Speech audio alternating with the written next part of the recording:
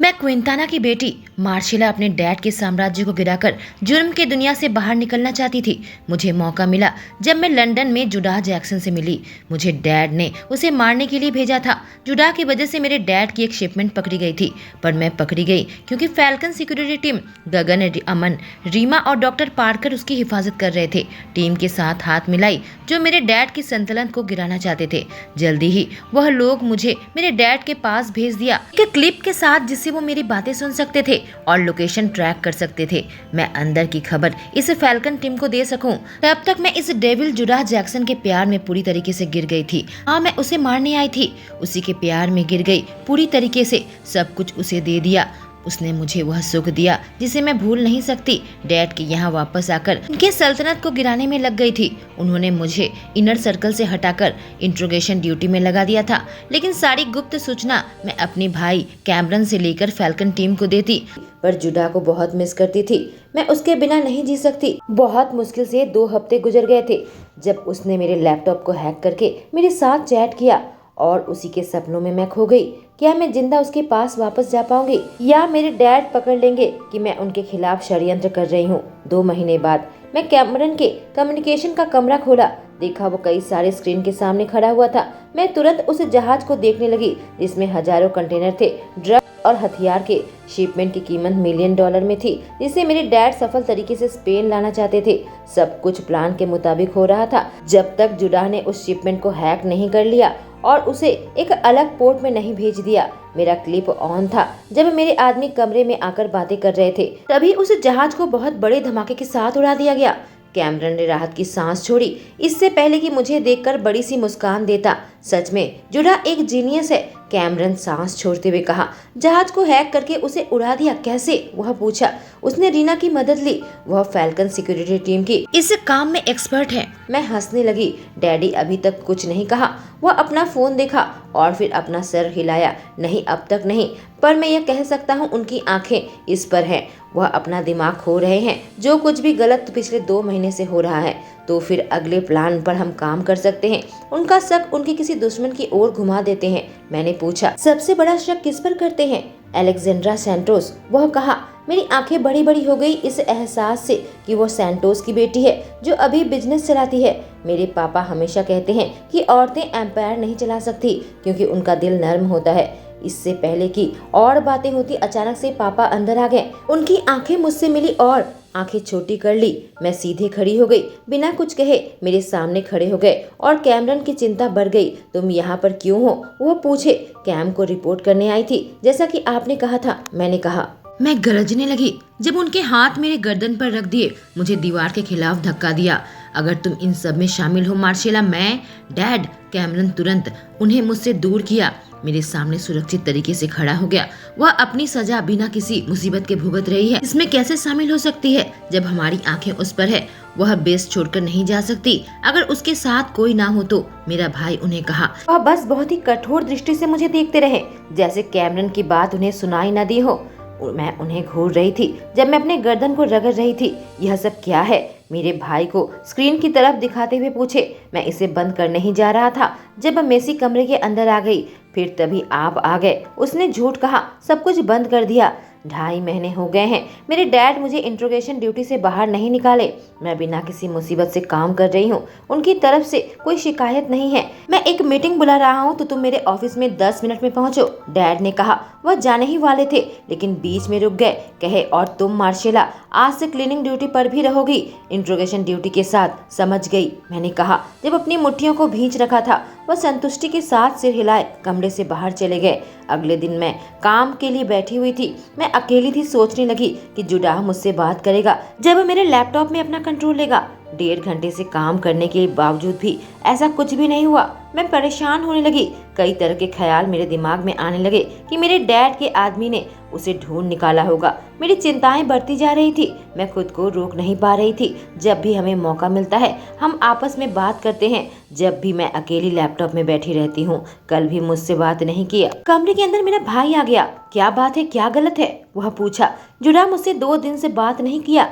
मैं काफी थकावट के साथ कही, क्या तुम्हें लगता है डैड? वह कहा। मैंने उसे रोका। हाँ, क्या डैड ने उसके बारे में बाद में कुछ कहा? मैं पूछी। नहीं, वह आजकल बहुत बिजी हैं। जो कुछ भी गलत हो रहा है उस वजह से ऐसा लगता है वह जुड़ा को पूरी तरीके से भूल गए हैं। मैं निश्चित तौर से कह सकता हूँ कुछ भी गलत नहीं है। मार, ये किसी दूसरे हाउस में जा रहे होंगे। हाँ, हो सकता है, मैं बड़बड़ाई। मैं बिल्कुल भूल गया था मैं यहाँ पर क्यों आया हूँ। डैड ने तुम्हें एक नया असाइनमेंट में भेजने को कहा, मेरे भाई कैमरन ने कहा। मैं उसकी ओर मुड़ी और मेरे होठों पर एक बड़ी सी मुस्कान आई। क्विंटाना को शक है कि अलेक्जेंड्रा सैंटोस सुबह जो घटना हुई है उसके पीछे है। जिन लोगों को हमने उसे मारने के लिए भेजा था वह हार गए हैं। वह कहीं छुप गई है। वह चाहते हैं तुम ग्राउंड पर उतरो और उससे छुटकारा पाओ। तुम बेस्ट हो जो हमारे पास है, कैमरन समझाया जब हम डैड के फ्लोर में लिफ्ट के पास थे। मैं तुम्हें कहना चाहता हूँ फैल्कन से कहना इसमें दखलंदाजी न करे। डैड इस काम के लिए बहुत ज्यादा सुरक्षा चाहते हैं जो कि मैं हैंडल करने वाला हूँ। नहीं चाहता कि जुडा पर फिर से कोई आंख उठाकर देखे। उसने चुनौती दी और मैं सहमति से सर हिलाई। समझ गई, मैं उन्हें बता दूंगी, मैंने जवाब दिया। मैं अंदर आई। डैड ने कहा दरवाजा बंद करो और मेरे पास आकर बैठो मार्शेला, मैं तुमसे बात करना चाहता हूँ। कैमरन तुमसे कुछ बताया है क्या? फुटेज वह देख रहा था।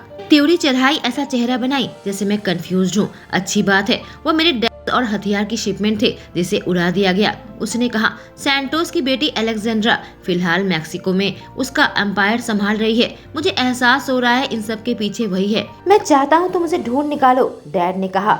अगर वह नहीं हुई तो? मैं हिम्मत करके पूछी। तो मेरे लिए कंपटीशन कम हो जाएगा। वह कहे, मैं औरत पर भरोसा नहीं कर सकता जो आदमी का काम कर रही है। वह अपनी आंखें घुमाने लगे। ठीक है डैड, मुझे कब जाना होगा? मैं पूछी। सुबह के 6 बजे, उन्होंने जवाब दिया। मैक्सिको लैंड करोगी और एक होटल में रुकोगी। मार्केट में एक नए ड्रग सप्लायर के हिसाब से जाओगी जिससे उनका ध्यान तुम्हारी ओर आएगा। वह छुपी हुई है लेकिन वह ड्रग में अच्छा काम नहीं कर रही है तो वह पक्का तुमसे मिलेगी और मैं चाहता हूँ वहाँ से तुम उसके पीछे जाओ और उसे मार दो। डैडी ने बात पूरी की। समझ गई, मैंने कहा। अच्छी बात है। वह काफी संतुष्ट नजर आए। इसका मतलब यह नहीं है कि तुम इनर सर्कल में वापस आ गई हो। तुम्हें ग्राउंड लेवल में लगभग 1 महीने के बाद रखूंगा। मुझे निराश मत करना मार्सेला, वह कहे। मैं नहीं करूंगी, मैं वचन देती हूँ। मैं सर हिलाई। सोचने लगी आपको दोबारा कभी मौका नहीं मिलेगा निराश होने का, क्योंकि मैं आपको जमीन के 6 फुट नीचे गाड़ दूंगी। 2 दिन बाद क्या अपडेट है? मेरे डैड ने पूछा जैसे ही मीटिंग में ज्वाइन हुए। कोई हाय हेलो नहीं, मैंने ऐसे ही उम्मीद की थी। मैं कल उसे दोपहर 2 बजे मिल रही हूँ। वह कार भेज रही है मुझे पिक करने के लिए। मैंने कहा अच्छी बात है, कैमरन तुम्हारे ऊपर नजर बनाए रखेगा। मेरे आदमी दखल देने के लिए तैयार है जब तुम उन्हें सिग्नल दोगी, उन्होंने समझाया।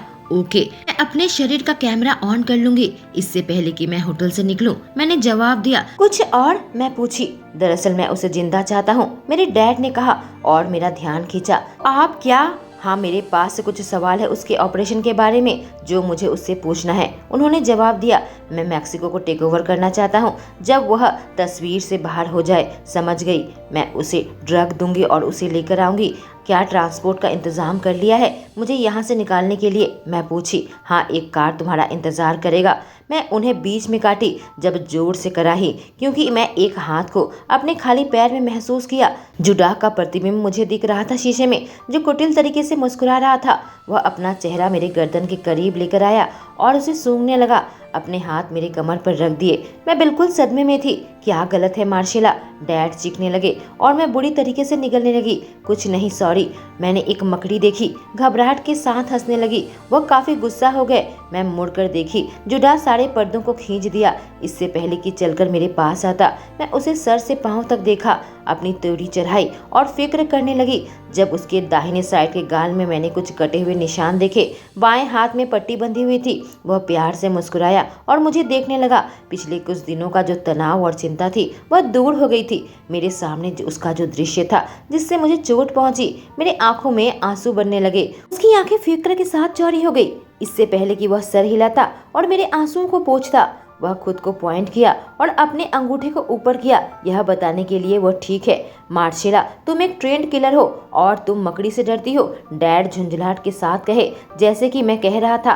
तुम अलेक्जेंड्रा को ड्रग्स दोगी, कार तुम्हारा इंतजार करेगा बाहर वह तुम्हें हेलीपैड तक लेकर जाएगा, 20 मिनट की दूरी में होगा। हेलीकॉप्टर तुम्हें प्राइवेट जेट तक लेकर जाएगा, जो तुम्हें घर तक लेकर आएगा। तुम्हारे साथ गार्ड रहेंगे, क्या समझ गई? मैं जल्दी से अपना गला साफ की और जवाब दी, समझ में आ गया। मैं आपसे कांटेक्ट करूंगी इससे पहले कि मैं वहां से निकलूं। आप लोगों को अपडेट करूंगी। मैंने कहा, इसे मत उलझाना मार्शेला, ऐसा किया तो तुम घर वापस मत आना। उन्होंने मुझे चुनौती दी और मैं बहुत कमजोर तरीके से मुस्कुराई, जुडाह को देखकर जो अपनी मुट्ठियों को भींच रखा था। मेरे पास रॉबर्ट है, वह तुम्हें फिर से सब कुछ समझाएगा। मैं जल्दी से अपने आप को म्यूट कर दिया क्योंकि अब सारा प्लान फिर से बड़बड़ाएगा, जिसे मैं पहले ही 3 बार सुन चुकी हूँ। जुडाह को देखकर मुस्कुराई इससे पहले कि उसके सीने में मारती। पूछा, तुम रात को चैट करने क्यों नहीं आए थे? क्या हुआ? पता चला कि तुम्हारे डैड के आदमियों को मेरे पीछे लगा रखे थे। उसने सांस छोड़ते हुए कहा, एक सेफ हाउस में हमारे ऊपर बम फेंका गया। क्या? मैं चौंकी, जिसे रीना ने नाकाम कर दिया इससे पहले कि कुछ होता। जल्दी से अपने वाक्य को पूरा किया जब मेरे बाजू को हल्के हल्के रगड़ रहा था ताकि मैं शांत हो जाऊं। उसके बाद हम वहां से निकल भागे। वो हमारे पीछे थे। हम पूरी रात चलते रहे, इस वजह से मैं ऑनलाइन नहीं आ पाया। मैं ठीक हूँ नन्ही चकोरी, वह बड़बड़ाया और अपने होठों को मेरे होठों के ऊपर लेकर आया, हल्के से चुंबन दिया। प्लीज रो मत, तुम्हें पता है मैं रोती हुई औरत को हैंडल नहीं कर पाता हूँ, वह कहा और इस बात से मैं हंसने लगी। मुझे बहुत फिक्र हो रही थी। मैंने कहा, अब भी रो रही हो डार्लिंग? वह मुंह दबाकर हंसा, इससे पहले कि मेरे आंसुओं को पोंछ कर हटाता। क्या तुम्हें समझ में आया मार्शेला? एक आवाज आई जिसने मेरा ध्यान खींचा। हाँ रॉबर्ट, सब ठीक है, मैं जवाब दी इससे पहले कि मैं दोबारा खुद को म्यूट करती। मैंने तुम्हें बहुत मिस किया। तुम यहाँ पर क्या कर रहे हो? पकड़े गए तो? और टीम के बारे में क्या? मैं पूछी। टीम ने मदद की है, गार्ड का ध्यान रखा। बस मेरे पास कुछ घंटे हैं इससे पहले मुझे यहाँ से निकलना पड़े। और नखड़े की मुस्कान दिया। क्या सब हमारे बारे में जानते हैं? मैं पूछी। हाँ, उसने सहमति से सिर हिलाया। जॉलाइन से कॉलर बोन तक चूमने लगा। बहुत मुश्किल था खुद को छुपाना जब मैं तुम्हारा लैपटॉप हर रात हैक करता था। मैं कराहने लगी जब वह मेरे कान को काटने लगा इससे पहले कि मेरे थाई में हाथ रखता और मेरे कमर पर। मैं तुम्हें बहुत मिस किया, वह गरजने लगा। तुम्हें अपने बाहों में रखना, तुम्हारी नशीली किस, तुम्हारे स्पर्श, मुझे तुम्हारी जरूरत है, वह कहा। पर तुम्हारे हाथ? मैं हकलाई। इस बारे में क्या? वह त्योड़ी चढ़ाया। यह तो बस जुडाह का जूनियर है जो सारा काम करेगा। इतना भी जूनियर नहीं, याद है ना? डबल मीनिंग के शब्द कहा। पहले मुझे यह मीटिंग खत्म करने दो, मैं कही। नहीं, वह इतनी जल्दी चुप नहीं होने वाला और मेरे पास वक्त नहीं है बर्बाद करने के लिए। अब तुम मेरे पास हो। वो पाउट करने लगा। लैपटॉप को दूर कर दिया, ऐसे भी म्यूट किया हुआ है तो हम सही हैं। हम यह नहीं कर सकते जब मैं अपने डैड और उसके कर्मचारी को म्यूट पर रखा है। मैं टेबल से हटी, लैपटॉप को उससे दोबारा लेने की कोशिश की। बस और 10 मिनट लगेंगे, मैं कहीं। वो लैपटॉप को ऊपर करते हुए कहा, मेसी तुम्हारा कैमरा ऑन नहीं किया है, उन्हें कुछ दिखाई नहीं देगा। मैंने कहा, यह बहुत अजीब है, प्लीज इंतजार करो मेरे लिए। ठीक है। क्या तुमने खाना खाया है? वह पूछा। नहीं, बस ब्रेकफास्ट किया है, मुझे भूख नहीं लग रही, मैंने जवाब दिया। तुम्हारे कहने का मतलब क्या है? तुम्हें भूख नहीं लगी? अभी शाम के 5 बज रहे हैं, वह चिल्लाने लगा। मैं मनोरंजन के साथ उसे देख रही थी। मैं पक्का उसे बहुत मिस किया। उसके बाल थोड़े लंबे हो गए हैं, उसके मसल्स और तगड़े लग रहे हैं। वह वर्कआउट करता है सेफ हाउस में। उसकी आंखों के नीचे डार्क सर्कल है, लगता है रात में सो नहीं पाया कुछ दिन। मैं अपने होंठ काटने लगी जब वह अपने हाथ शर्ट के अंदर डाला और मुझे अपने मजबूत एब्स के दर्शन कराए। मैं फिर से उसके चेहरे को देखने लगी और मेरे गालों में गर्मी फैलने लगी जब देखा कि वह मुझे पहले से ही देख रहा था। नखड़े की मुस्कान के साथ उसकी आंखों में संतुष्टि थी। उसने मुझे ताड़ते हुए पकड़ लिया था। सब समझ आया मार्शेला? डैड की आवाज आई। मैंने तुरंत जवाब दिया। अब हम ट्रांसपोर्ट के बारे में ब्रीफिंग कर सकते हैं अगर कुछ और नहीं है तो, मैं पूछी। रॉबर्ट तैयार हो गया इससे पहले कि फिर से अपनी बकवास शुरू करता। मैं काफी राहत महसूस की। मैं पकड़ी नहीं गई। नहीं पता था जुडाह धैर्य खो बैठेगा। वह अपने बाजुओं को मेरे कमर पर लपेट कर बैठ गया था और दूसरे हाथ मेरे स्कर्ट के नीचे डालने लगा। मैं खुद को कोसने लगी। मैं स्कर्ट क्यों पहनी हूँ? अपनी उंगली। मैंने ध्यान रखा कि मेरा लैपटॉप म्यूट किया हुआ है इससे पहले कि मैं अपने सर उसके कंधे पर रखती। कमजोर तरीके से उसके नाम की सिसकी ले रही थी। तुम्हें पता है मैं लंबे समय तक तुम्हें पाने के लिए खुद को रोक नहीं सकता, वह मादक तरीके से बड़बड़ाया। प्लीज, मैं तुम्हें बुरी तरीके से चाहता हूँ। मैं हल्के हल्के सिसकी ले रही थी जब वह गर्म चुंबन मेरे गाल में देने लगा। मेरे जॉलाइन में, मेरे गर्दन में। मैंने अपने सर को उसकी ओर घुमाई और वो भूखे तरीके से मेरे होठों को चूमने लगा। मुझ पर बिल्कुल सही तरीके से काम कर रहा था। मेरी सारी सिसकी और कराहने की आवाज़ को वो निगल रहा था जब अपनी जीभ मेरे मुंह के अंदर डाल दिया। मुझे वक्त नहीं लगा, मुझे सुख के चरम तक पहुंचा दिया। मैं हल्का सा ठिठकी जब वह निचले होठों को काटने लगा। मेरे टॉप से छुटकारा पा लिया इससे पहले कि स्कर्ट से छुटकारा पाता। मेरे कपड़ों को दूर फेंक दिया और मुझे टेबल पर धक्का दिया जब तक मैं लेट नहीं गई। वह अपने बेल्ट उतार रहा था इससे पहले कि प्रोटेक्शन अपने हाथ में उठाता। उसकी जींस बॉक्सर जमीन पर गिर गए। मैं चिल्लाने लगी जब मेरे अंदर समा गया। हम दोनों एक साथ सिसकी ले रहे थे और अपनी गति बढ़ा दी। मेरे पैर सुख से मुड़ने लगे। जुडाह, मेरे मुंह से निकला, तुम एकदम परफेक्ट हो। वह फुफकारा और गरजने लगा। मुझसे दूर हटा। जुडाह, मैं गरजी। इसके लिए भीख मांगो मेरी नन्ही चकोरी। अपने होठ मेरे होठों के खिलाफ रगड़ा। मुझे चिढ़ाना बंद करो, मैंने कहा। एक ब्लैक जेट होगा, समझ गई मार्शेला, रॉबर्ट ने कहा, जिससे मेरा ध्यान खींचा। मैं अपनी आंखें घुमाने लगी। हाँ, एकदम परफेक्ट है, मैंने जवाब दिया और यह ध्यान रखा कि वह मुझे सुन न सके। वह बिल्कुल भी मजेदार नहीं है जुडा, मैंने कहा। तुम्हें जो करना है, तुम्हें भीख मांगनी है डार्लिंग। मुझे नहीं पता तुम्हें इतना लंबा समय क्यों खींच रही हो। जुडा नखड़े की मुस्कान दिया। तुम्हें पता है, भाड़ में जाओ, मैं किसी और को ढूंढ लूंगी मुझे खुश करने के लिए। जुडा, मैं चिल्लाई। उसने मुझे काटा जब मेरे ऊपर झपटा। वह मेरे चिबुक को पकड़ा और कातिलाना दृष्टि से मुझे देखने लगा। कभी दूसरे मर्द के बारे में बात मत करना, बेवकूफ लड़की। तुम मेरी हो और मैं तुम्हारा। मैं तुम्हारे सुख का मालिक हूँ। यह होठ मेरे हैं जिसे मैं चूमूंगा। यह शरीर मेरा है जिसे मैं छूऊंगा। तुम्हारा सब कुछ मेरा है। क्या तुम समझ गई? वह कहा। हाँ, मैं सिसकी लेते हुए कही जब उसने अपनी गति को और बढ़ा दी। तुम किसी दिन मेरी मौत का कारण बनोगी, वह कहा। एक जानी पहचानी गांठ मेरे पेट में बनने लगी। उसने अपनी गति बढ़ाई। डर लग रहा था यह टेबल टूट न जाए। जल्दी जुडा मुझे तारे दिखाने लगा। नजदीक हो, वह पूछा। मैं बस अपना सर हिला सकती थी और बदले में सिसकी ले सकती थी, जिससे वह प्यार से मुस्कुराया। मैं जल्दी टूट कर बिखर गई। उसके नाम मेरे मुंह से निकला। मुझसे मुक्ति का रास्ता मिला। यही प्लान है, हम कल बेस में वापस आएंगे? डैड पूछे। अपने सांस को काबू किया इससे पहले कि अनम्यूट करती। हाँ, मैं कल चेक करूंगी जैसे कि हमने योजना बनाई है, मैंने कहा। मैंने देखा वह बिना गुड बाय कहे कॉल काटा इससे पहले कि जुडाल लैपटॉप बंद करता। उसके फोन में कोई नोटिफिकेशन आया। मुझे उठाया और मुझे बिस्तर पर बैठाया। उसके हाथ मेरे बालों में चलने लगे। जल्दी से नहा कर आया इससे पहले कि मुझे गीले टॉवल से साफ करता। खाना यहाँ आ रहा है, उसने कहा। क्या? मैं कंफ्यूजन से त्योरी चढ़ाई। मैं नीचे जा रहा हूँ, तुम्हारे लिए लेकर आऊंगा। वह रुक गया। आराम करो, मैं जाऊंगी तुम्हारे साथ अगर। इतना कहा उसने काटा। मैं ठीक हूँ मेरा प्यार। हल्के हल्के मुझे चुंबन देने लगा। मैं जल्दी आता हूँ। ठीक है, मैं कही। घबराहट के साथ उसका इंतजार कर रही थी। क्या होगा अगर मेरे आदमी उसे देख ले? पर थोड़ी देर के अंदर ही वह बड़ी सी मुस्कान के साथ वापस आया। बैग में ढेर सारा खाना था। हम जल्दी जल्दी खाना खाने लगे, आपस में बातचीत करने लगे। क्या तुम भविष्य के बारे में सोचते हो जब यह सब खत्म हो जाए? मैं बहुत धीरे से पूछी। हाँ, मैं सोचता हूँ एक परफेक्ट हाउस में रहेंगे। तुम वह सब कुछ कर पाओगी जो तुम्हारा दिल चाहेगा।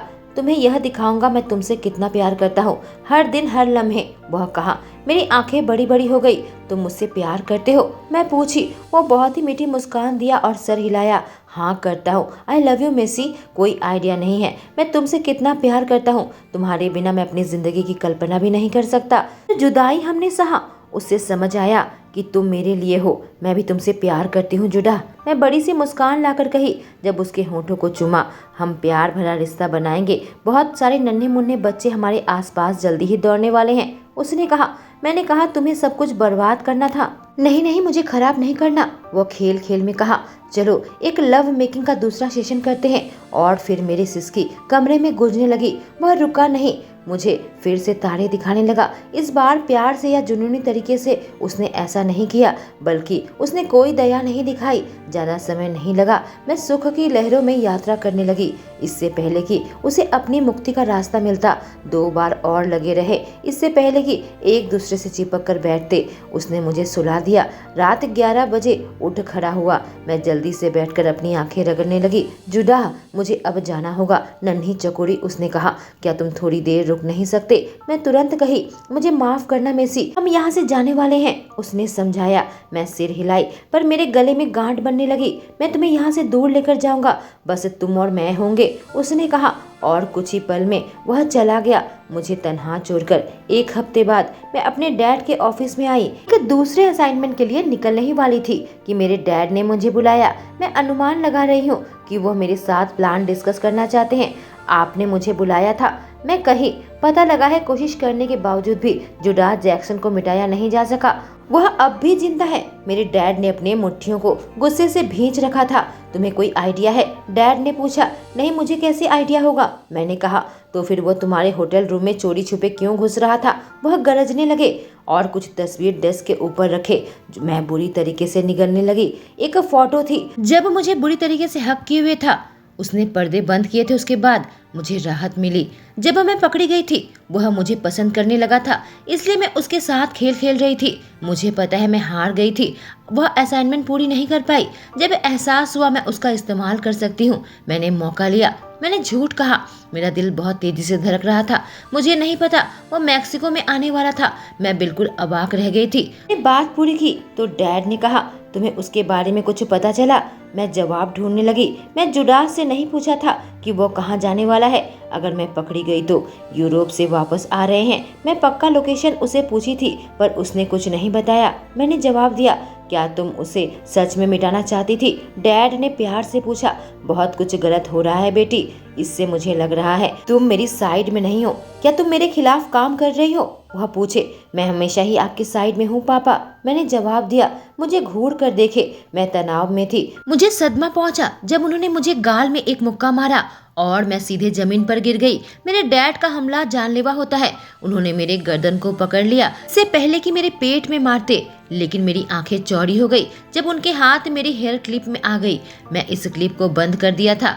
उसने उसे नीचे गिरा दिया और टुकड़ों में तोड़ दिया। घटिया औरत, इसके लिए अपने पैर फैलाई थी। अपना मुंह बंद रखें कहकर मैं उसके चेहरे पर एक जोरदार मुक्का मारा, जैसे कि मम्मी पर कभी चीटिंग नहीं किया इतने सालों से, जैसे बाप ऐसी उसकी बेटी। घटिया औरत, तुम इसी के लायक हो जो अब मैं तुम्हारे साथ करने जा रहा हूँ। उसने बहुत बुरी तरीके से मुझे मुक्का मारा। मैं दर्द से कराहने लगी। उसने अपने से दूर करने की कोशिश की। वह मेरा गला दबा दिए। मेरे आंखों के सामने सब कुछ धुंधला होने लगा। मैंने अपनी उंगली उसकी आंखों पर रखी और जोर से उन्हें पंच किया। वो काफी गुस्से में कराहने लगे। मैं मौका पाकर उनके ऑफिस से बाहर भागी।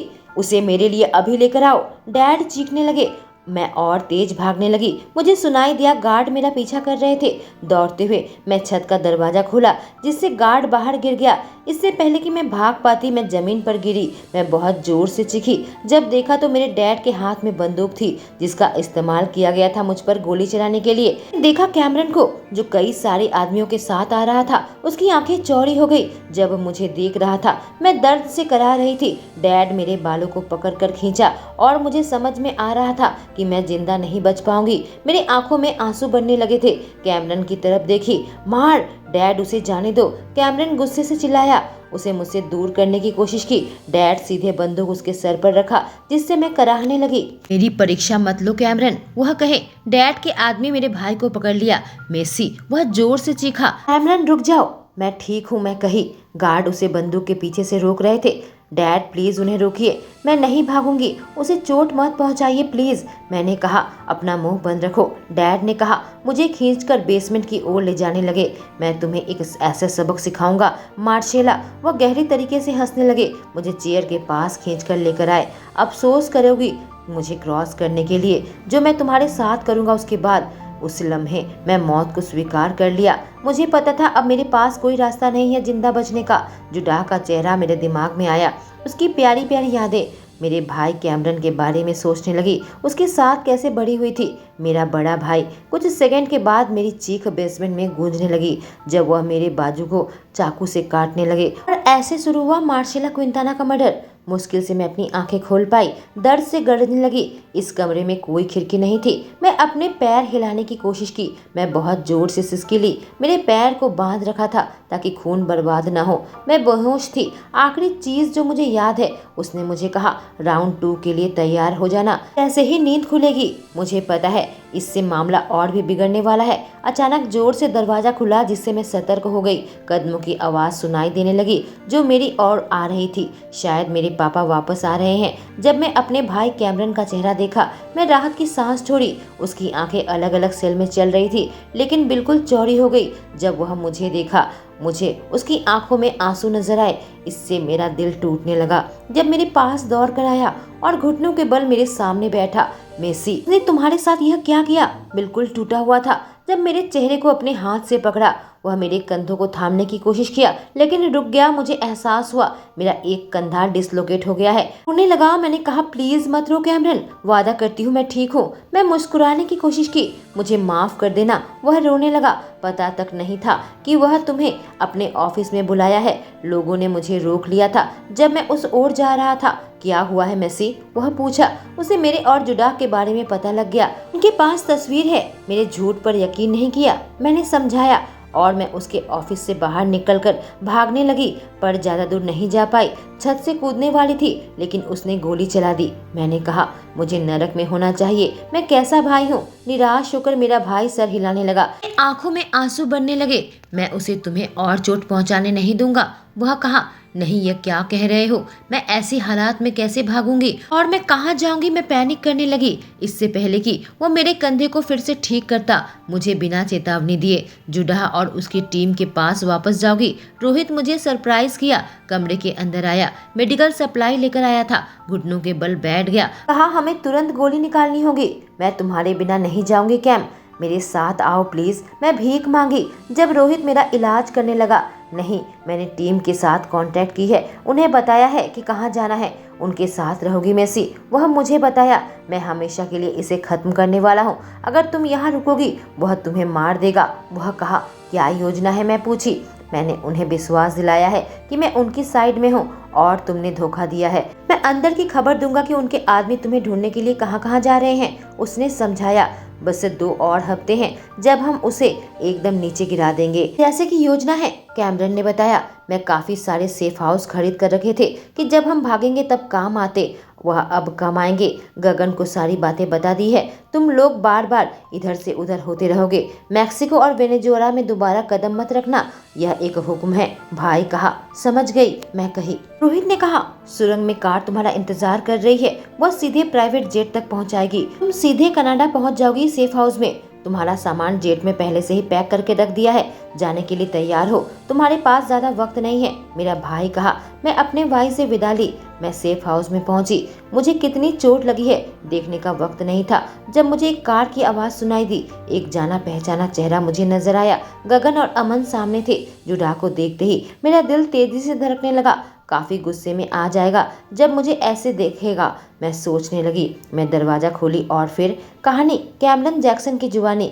मैं देख रहा था जब मेरी छोटी बहन दूर जा रही थी। उसकी सुरक्षा के बारे में मैं फिक्र कर रहा था। सामने आकर एक कार रुकी। दरवाजा खुला।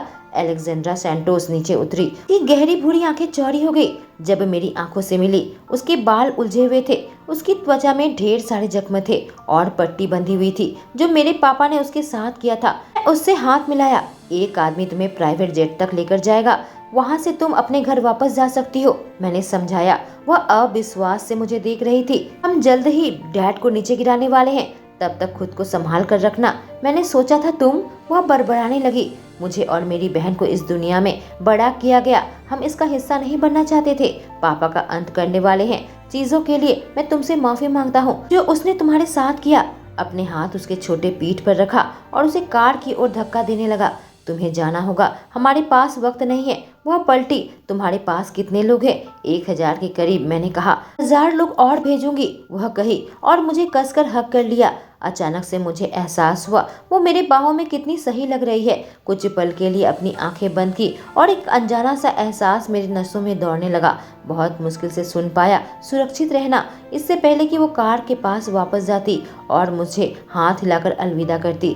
जल्दी से मैं रोहित के ऑफिस में आ गया। आदमियों से कहा जल्दी से मुझे बांध दो। डैड आए तो मैं उनके सामने नाटक करने लगा जैसे कि उन्हीं का आदमी हूँ। ये मार्सेला के धोखा के बारे में बताया। डैड ने मुझ पर यकीन कर लिया। तभी 2 गार्ड दौड़ते हुए आए। बताया मार्सेला और अलेक्जेंड्रा अपने सेल में नहीं है, वो भाग गए हैं। डैड गरजने लगे। काफी देर छानबीन और डिस्कशन के बाद मेरे डैड ने कहा जुडाह और अलेक्जेंड्रा को पकड़ा जाए, जिंदा या मुर्दा। हमारे आदमियों से कहो मार्सेला मुझे जिंदा चाहिए। चाहता हूँ वह जितने दिन भी इस दुनिया में जिंदा रहे, मेरे हाथों से तकलीफ झेले। वह कुटिल मुस्कान के साथ कहे। मैं सोचा मैं मार्सेला को सुरक्षित रखूंगा, भले ही मेरी जान क्यों न चली जाए। कहानी मार्सेला क्विंटाना की जुबानी। मैं मुस्कुराने की कोशिश की, मेरे होठों में कटे थे। दर्द होने लगा। सबका जबड़ा खुला का खुला रह गया जब मुझे आंखें चौड़ी करके खौफ से देख रहे थे। जुड़ा की लगभग सांस रुक गई जब वो मेरे करीब आने लगा। घुटनों के बल मेरे सामने बैठ गया। उसकी आंखें आंसुओं से नम हो गई जो मेरे शरीर में दौड़ रही थी। बार बार मुंह खुला और बंद किया, इससे पहले कि उसके मुंह से एक शब्द निकलता, क्या? मैं ठीक हूँ, इतना बुरा नहीं है जितना दिख रहा है। सच्ची में उसे विश्वास दिलाने की कोशिश की। उसकी आंखों में मुझे आक्रोश नजर आया। बुरा नहीं है, उसने तुम्हारे शरीर का हर एक इंच को मारा है। वह गरजने लगा, इससे पहले कि पारकर दौड़कर मेडिकल किट लेकर मेरे पास आता। तुम पूरे खून से सनी हुई हो और गंदगी से। अमन बीच में काटा। तुम्हारे हेयर क्लिप कहाँ है? सब थोड़ी देर के लिए चुप हो जाओ। ऐसा लग रहा है कुछ जख्म का इलाज किया गया था, फिर से खुल गए हैं और खून आ रहा है। मुझे देखना होगा। पारकर बड़बड़ाया। मुझे बाएं थाई पर गोली लगी है, पर रोहित ने उसे साफ किया है। कुछ चाकू के जख्म है जिसे सिया गया है। मैंने समझाया। यह सब क्या है मार्शिला? गगन बहुत धीरे से पूछा।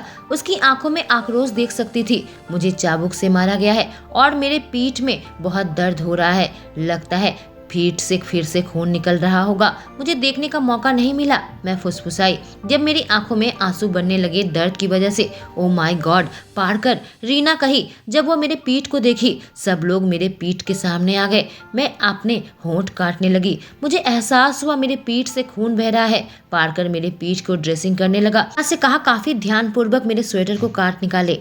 गगन ने मुझे पेन किलर दिया और एक गिलास पानी। क्या हुआ, क्लिप बंद क्यों है? वह पूछा। मैंने उसे सब कुछ बताया, कैसे मैं उसे ऑफ करके रखी थी, यह सोचकर कि पापा मुझे एक ब्रीफिंग के लिए बुला रहे हैं। सब कुछ बताया जो पिछले कुछ घंटों में हुआ था, इससे पहले कि उसका फोन बजता। कैमरन, हाँ ये यहाँ पर है। हाँ वह सुरक्षित है। यह घटिया आदमी तुम्हारे साथ क्या किया? जुड़ा सांस छोड़ते हुए सदमे के साथ कहा जब मेरे कपड़ों को उतारा। कितना बुरा है? मैं पूछी। बहुत बुरा हाल है। ऐसा लगा जल्दबाजी में साफ किया गया है। हमारे पास ज्यादा वक्त नहीं था, इसलिए रोहित और कैमरन मुझे साफ किया ताकि मुझे जल्द से जल्द वहाँ से निकाल सके। मैंने समझाया।